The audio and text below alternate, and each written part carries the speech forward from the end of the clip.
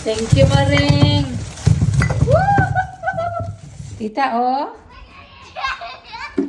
Matulog ka, be? Good day mga kapanuhot. So, subong adlaw, super lamig talaga, ante. So, expect nyo na yan na panuhutin tayo ngayon. So, today is Thursday. Maaga pa kami nagising, tita. Fourth day of school holiday. Walang pasok. So, of course, nandito sa bahay mga baktin. So, si kumaring ko naghangyo na kung pwede iwanan dito yung kanyang anak, no? So, ako magbantay kay nandito naman kami sa bahay buong araw. Wow, dinalhan niyo man ako ng mga presko na isda, te. Tapos maya-maya dumating din si kumari ko galing ng farm. Nag-iwan din siya ng kanyang mga anak ay mag-work nga din siya. At saka buhinas talaga, tita. Kasi wala, di ba si Lola? Wala akong obligasyon. Nandito lang ako sa bahay buong araw. And then, gusto ko din na may makalaro mga anak ko.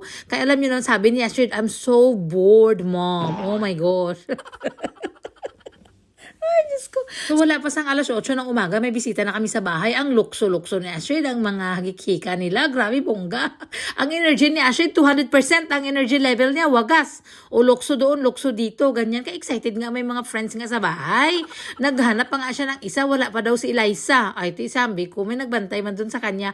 Basta school holiday kasi dito, tita, pag mga mama nag-work, ay mga papa nag-work din, ang mga bata ba, wala sa school, so kailangan talaga may magbantay. And it's so happy nga, wala ba ako lang work, di, kung may mga hangyo, mga kumari dyan, ay of course, anytime, basta nandito lang ako sa bahay, tsaka wala din si Lola, remember? Oh, nagbakasyon din si Lola, kaya I'm free.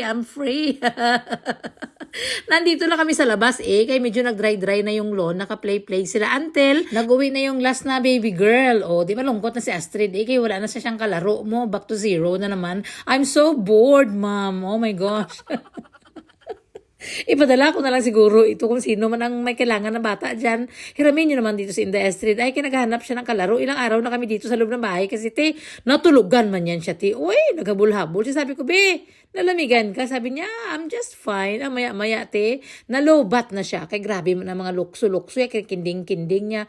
Very show off kasi ito si Inday Astrid. Lalo na pag may bisita, very accommodating yan siya. Lahat-lahat na lang pwede niya i-offer niya yan. So, tingnan nyo, lobat siya Si ate medyo okay lang, naganganga patawon yung anak ko. So since quiet na yung bahay, wala na yung mga bata na nagagikhikan, kami naman nagtawag-tawag na kami sa aming mga kaibigan, tita, na we're telling them that we are coming to Melbourne soon. Oh, Tarik! Ay, sorry lang. Nalipay lang, no? So, magpunta na kami ng Melbourne soon, tita. Nagpasabi na kami sa aming mga kaibigan na we're coming na. Mag-ready na dyan kayo ng mga red carpet ninyo kasi we're coming! Seriously, dito sa Australia, tita, pag magbisita ka sa bahay ng kaibigan mo or sa mga kakilala mo, dapat niyan, a week or so, magpabalo ka na ba, magpaalam ka na sa kanila na darating ka para malaman nila yung schedules nila, yung trabaho nila, kung ano yung mga gagawin nila. Kasi dito sa amin, tita, lagi may mga by appointments, may mga puntahan, may mga bata. So, maraming ginagawa ba? So, kung pupunta ka sa bahay nila na hindi nila alam, tapos biglaan lang talaga ang bisita mo, ay baka hindi ka nila papasukin. Malay mo, minsan nagatulog yung iba, yung hindi sila prepared, yung hindi sila nakaayos, hindi sila naka-prepare, ganyan ba? So, parang by appointment ang lahat dito sa amin, O, kaya kung magpunta ka, magsabi ka sa akin, email me. Joke lang. Sorry lang. So, while nagapahinga yung mga bata, tapos andyan man si uncle na nagabantay, nagpunta din ako dun sa isa nating kababayan, nag-help man ako kay tita, nagalinis nga kami ng kanyang shed. O, tapos, panandalian lang doon, nagchika-chika lang kami saglit, tapos inaya niya kung magmerienda kami. Sabi ko, kailangan ko umuwi kami trabaho, si uncle, tita. Ay, nag-order lang kami, tapos pinadala niya lang sa akin para sa mga anak ko nga. O, di ba, bongga? Dami ko talagang grasya ngayong araw, tita. Nilibre ako ni tita doon sa merienda. Tapos dinalahan ako ni kumari ng isda. Tapos isa kong kumari, nagahiga-higa kami dito. Hindi ko mo narinig, tita. May nagapanuktok pala doon sa front door namin. Kasi yung bahay, tita, kung hindi mo talaga dukdukin, yan ang malakas, hindi namin marinig yan sa loob.